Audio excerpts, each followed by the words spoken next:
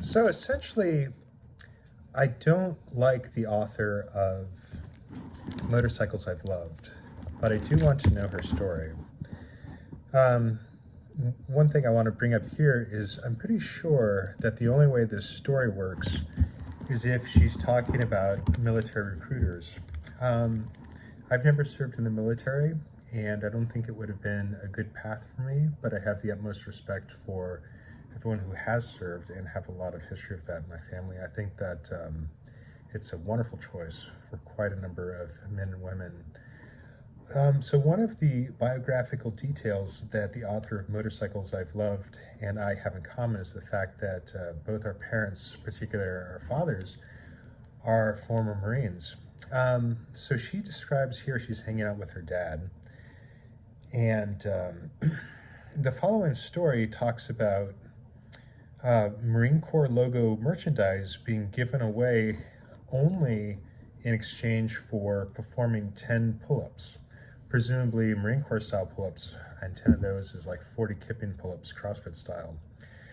However, here she says sales guy, and it's not a metaphor, any sort of complex literary thing where we're calling like a man an alligator or something that's just lost on me. She's just using the term sales guy here, but I can't imagine any capitalist institution other than like a Planet Fitness or a CrossFit gym giving away a hat if you can do 10 pull-ups. So I think for political comfort, so as to avoid talking about the process of recruitment and to help probably get the book published, she just says sales guy, but the story makes no sense. So I will read you the passage here, and I've examined the text preceding and proceeding, and there's nothing that would give us any further clues that would give her a good out as to explain this.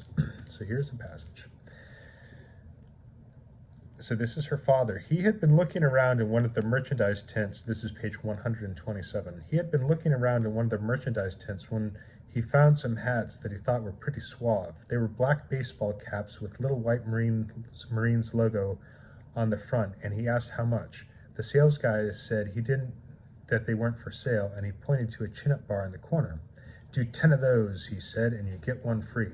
I can imagine the skepticism with which the guy must have said this. My father is not a large man and not a young man. He's skinny as hell and not very tall. Well, actually, those are the types of people that can do a lot of pull-ups. But he's worked hard his whole life and he's stronger than he looks. My dad cracked up. You want to see the hat? And this is similar to like how she talks about being on the campus of Trinity University. So it's never resolved if she wanted to see the hat, if he did the pull-ups. The implication is that he could do the pull-ups. I'm not saying he can't, but 10 perfect pull-ups is a lot if he's not training on a regular basis. So I'm pretty skeptical of that. But she just wants the story to sound as if that's what happened and then ride the ambiguity. And you can see this behavior on page 92, the same way she writes, my dad cracked up, you want to see the hat? We have this behavior on page 92 when she's writing in light aircraft, and I've gone skydiving hundreds of times and own a few parachutes that are still upstairs, so I get it. And she's flying and they're going sort of towards her house, and the pilot, who's a nice guy in the story, says, grab that parachute in the back and get ready to jump. Well, probably she should have already had one on for safety. She's never been skydiving, but in this scene, and also when she talks about free fall, when she's actually talking about playing on a childhood swing, which is on a 30-foot cliff they own on their property. Again, privilege, unacknowledged and ungrateful for it. She says, I'm grateful for my dad, but you never hear gratitude in her voice or stories. You hear manipulation and trying to get stuff from her parents. So when she says that the guy has said, grab that parachute in the back and get ready to jump. I mean, for one thing, having worked at a drop zone, these private pilots wear parachutes all the time. I used to take them in and not personally repack them, but be the register boy that would take your parachute and give you a receipt and then have the rigger pack it. So you have to have a parachute as a private pilot, at least back in the day, and all the time they would crash and die because they were too pussy to jump out of the airplane. They would rather just auger it into the fucking ground. So they're not parachute friendly. That's what was so obvious about that YouTuber when he jumped out of the airplane that he crashed on purpose with the skydiving rig. It's like, that's not their shitty emergency parachute. That's like a nice, go jump it 10 times a day type parachute rig. And then, so you have calling the recruiter salespeople, grab that parachute in the back and get ready to jump.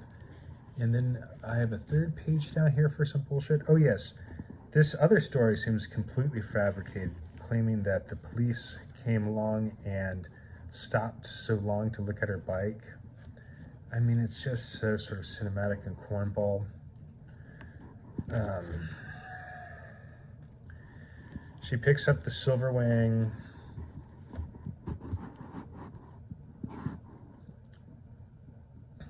The sous chef, I was in the middle of sitting in the dining room when the sous chef called me over to the big windows in the kitchen that looked over the parking lot. He pointed down at 2 police officers circling the motorcycle parked by the dumpster. "I think you're getting a ticket," he said with a bemused grin, but I was already racing down the steps, into the basement and through the dish door. The 2 officers looked at me quizzically as I crashed through the screen door and into the alley. "Is there a problem with the bike?" I asked them breathlessly, "because I can move it." They looked at each other and then back at me. "You ride this?" one of them asked in disbelief. I nodded. "Should I move it, or is it okay to park here?" They started to laugh in unison. I waited. "Should I move it or not?" No, it's fine," the other said. "We were just looking." I breathed a sigh of relief and went back inside. Through the screen door, I heard them say, "Would you believe that?" So they're like amazed that she can ride this bike. And I don't know, man, having thousands of interactions, not thousands, but having spent thousands of hours